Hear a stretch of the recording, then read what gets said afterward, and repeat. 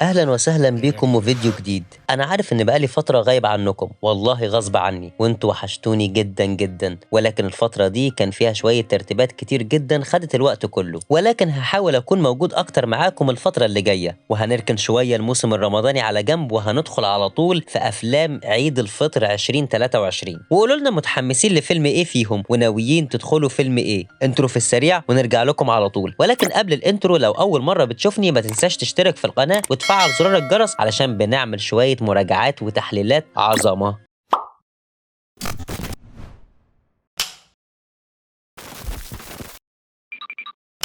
أول فيلم معانا في قائمتنا النهاردة فيلم هارلي، وتوقعاتي للفيلم هيبقى حاجة من أكلاشيهيات محمد رمضان، البطل الخارق الحارق اللي كله بيترعب منه وبيقرقش الأسفلت وبضربة منه بيوقع 100. الفيلم باختصار بيحكي عن مهندس ميكانيكا بيرجع مصر وبيشتغل مع واحدة من أقوى العصابات، وطبعا محمد رمضان هيبقى أهم فرد في العصابة، وطول الفيلم قالع هدومه من باب الفتوانة والبلطجة، لا جديد يذكر ولا قديم يعاد. أتمنى بصراحة إن الفيلم يكون فيه فكرة ومضمون أبعد شوية من مشاهد الضرب والتكسير وتسليم الفلوس والمخدرات، وقصة الحب اللي هتكون بينه وبين مي عمر اللي مليانة عقبات بالتأكيد. ورغم كل اللي قلته ده ما يمنعش ان شعبية محمد رمضان كبيرة جدا وما نقدرش ننكرها، والفيلم هيتخطى حواجز الإيرادات المتوقعة وسيغزو اسم هارلي الشارع المصري مع المكنة الصيني والأغنية الرسمية للفيلم. رب احمينا انا واخواتي ناس كتير لومنات. وتاني فيلم معانا فيلم 5 جولات. الفيلم فكرته كويسة وانه بيحكي عن قصة كفاح لشاب في رياضة MMA. الفكرة اتشافت كتير، ولكن من وجهة نظري اللي بيفرق فكرة عن التانية هو طريقة التنفيذ والإخراج، وده طبعا لسه هنشوفه في الفيلم، وده السبب الوحيد اللي هيخلينا ما نحكمش على الفيلم من التتر بتاعه. كمان الفيلم بيحكي عن الراب المصري والباتل راب، وقام بالدور ده ارسنك، وبصراحة انا شخصيا عندي علامة استفهام على ارسنك، واللي عارفني شخصيا عارف ان انا كنت محتك بشكل كبير بالراب المصري من زمان جدا. انا واحد من الناس بسمع راب مصري من 2007 تقريبا، كنت اتمنى اشوف حد من الجيل السابق في الراب المصري. اسفلت مثلا، ليه ما يكونش شاهين؟ ليه ما يكونش عمر بوفلوط؟ ليه ما يكونش الناس اللي فعلا شافت المعاناة وجابت الراب من تحت قوي؟ عايز تحكي معاناة الراب بجد؟ هات لي اللي عاشها بقى فعلا. وانا هنا بتكلم عن الراب بشكل عام، على معاناة الراب، مش على معاناة الحياة الشخصية لفرد معين كرابر. ولكن اكيد اختيار ارسنك راجع لاسباب تانية موجودة عند فريق العمل بس. وعلشان ما نطلعش بره التحليل الفني، فعايز اقول لكم ان الفيلم ده لو اتنفس حلو هيكسر الدنيا. الفيلم بطولة ادم الشرقاوي وماجد المصري وعايدة الايوبي ونور النبوي، اخراج مازن اشرف، وتاليف محمد عبد المعطي. اللي عايز يبقى بطل يجري الاول ويحرق وبعدين يبقى ياكل. وتالت فيلم معانا فيلم ابن الحاج احمد. شيكو بعد غياب 4 سنين عن السينما المصريه، واخر فيلم قدمه فيلم قلب امه 2018، بيرجع منفردا ببطوله فيلم ابن الحاج احمد، وبيرجع لنا بلوك مختلف، وبيشاركوا في البطوله سيد رجب ورحمه احمد ومصطفى غريب وعايده رياض. الفيلم من سيناريو وحوار محمد المحمدي، وفكره عمرو سلامه، واخراج معتز التوني. طيب الفيلم ده من وجهه نظري هيدور في اطار كوميدي لايت خفيف بين سيد رجب وبين شيكو، والسيد رجب قايم بدور والده اللي عندهم سوبر ماركت، ومواقف كوميديه. وبصراحه انا يمكن ده الفيلم الوحيد اللي متنبئ فيه خير ان شيكو يرجع يضحكنا تاني بكاريزمته اللي دايما بنحبها. وكمان نفسي اشوف رحمه احمد بتغير من جلدها وبتغير من طريقتها في الكوميديا، لان رحمه احمد موهوبه وعندها قبول ومحبوبه. ولكن انا كنت اتكلمت قبل كده في بوست عندي على الصفحه الشخصيه بتاعتي عن العيوب اللي ظهرت فيها في الجزء السابع من الكبير، وعلشان ما نبقاش متحاملين على رحمه احمد برضو عايزين نقول ان مربوحه او رحمه احمد محبوبه وعندها كاريزما وعندها حضور، ولكن يعيبها بعض الاشياء اللي لو ظبطتها ولو اشتغلت عليها هتبقى كوميديانه في حته تانية خالص. اما مصطفى غريب فانا شخصيا بيضحكني، اداؤه بصراحه سلس وبسيط، وفي اخر موسمين من الكبير كان اداؤه بيتطور جدا بشكل ملحوظ، عنده تحولات حلوه وعنده ثبات كويس جدا. برضه بنتمنى نشوفه في فيلم ابن الحاج احمد بتجربه مختلفه. واي حد هيقول لي شلته بعد كده هزعله. شلته هزعلك يا حاج. شلته يا ابني، حطها ورا ده. دكتور حسن انا وهبه هي.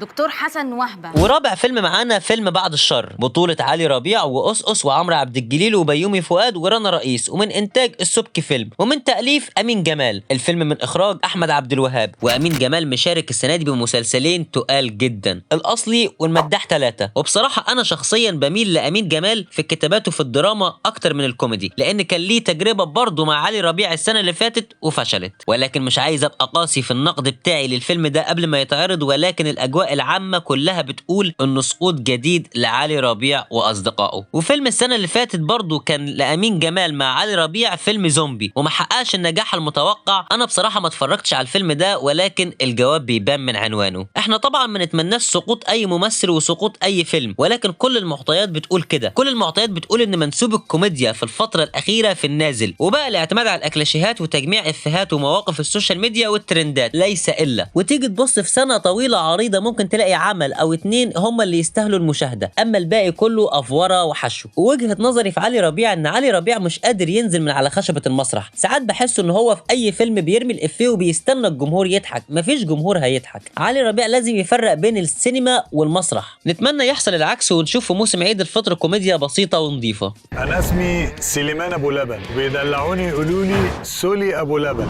أنا شاي أبو لبن، وهلة سولي. ده عفروتو ولا ويجز؟ مروان شامبو. وخامس فيلم معانا فيلم رمسيس باريس. قبل ما ابدا بس في الفيلم، هو ليه هيفاء وهبي بتتصنف كوميديانه؟ ليه هيفاء وهبي بتتصنف كوميديانه؟ سؤال عايز حد يرد عليا في الكومنتات تحت. ليه هيفاء وهبي بتتصنف كوميديانه؟ انا بالنسبه لي هيفاء وهبي تقيله ومش مهضومه. الفيلم بطوله هيفاء وهبي وأسأس وحمدي المرغني ومحمود حافظ ومحمد سلام. الفيلم قصته عباره عن حته حشيش، والله يعني عليها تعويذه، واللي بيشربها بيلاقي نفسه في باريس. هي دي الفكره، هي دي الافكار الكرييتيف اللي هنستنى نشوفها في عيد الفطر، مع شويه افيهات مهروسه ومطحونه، ومحمود حافظ بيزعق. كان زمان قلت ان انا برجيفي. أسأس بيتكلم بنفس اسلوبه اللي اتعودنا عليه ومليناه. اسمي تغميسو. طب خد ارجع مصر بقى. حمدي المرغني بيتنمر على نفسه. مش عايز فكرة ان انا اجمل منك ده يأثر على قرارك. تعرف تخليني أمور؟ كان القرد نفع نفسه. كل الكلام ده وكل التوليفه دي برضه معطيات لفشل جديد. الفيلم من تأليف كريم حسن بشير وإخراج أحمد خالد موسى وإنتاج ريمون رمسيس. ومش عارف بصراحة رمسيس باريس وريمون رمسيس دي نرجسية ولا صدفة. وخدنا سجارة وفجأة التقيت نفسي هنا. هو انت زيرو كام؟ 098. فين ده، مطروح؟ ده انا اللي هروح. مين سعد اللي مجرب اللي انت جايباه معاك ده يا حنين؟ واخر فيلم معانا في قائمتنا النهارده فيلم يوم 13. الفيلم تصنيفه رعب، ويعتبر اول فيلم عربي متصور بتقنيه ال3D، ودي تجربه جديده ومحمسه جدا. الفيلم بطوله احمد داوود ودينا الشربيني وشريف منير، وبتدور احداثه حوالين شخصيه عز الدين اللي بيدور على قصر عيلته، ولما بيلاقيه بتطارده الاشباح في اجواء اثاره وتشويق، وبنشوف ايه اللي بيحصل في الفيلم. ويعتبر ده تاني تعاون بين دينا الشربيني واحمد داوود بعد ما قدموا لنا فيلم هيبتا من 6 سنين. واتمنى التجربه تنجح ونشوف فكره مختلفه وغير تقليديه تشد المشاهد. الفيلم من تاليف واخراج وانتاج وائل عبد الله. ولفت نظري برضو ضيوف الشرف في الفيلم من العيار التقيل جدا، زي نهال عنبر ومجدي كامل واحمد زاهر ومحمود عبد المغني وجمانة مراد. يعني فيلم مليان نجوم تقيله، واللي انا واثق منه ولمحت اسمه كده وانا بعمل الاعداد هشام خرمه. واثق ان موسيقى هشام خرمه هتودي الفيلم في حته تانية، خصوصا في المود بتاع الرعب والاثاره والتشويق. انت متخيل فيلم رعب وموسيقته التصويريه لهشام خرمه؟ حاجه قمه الروعه.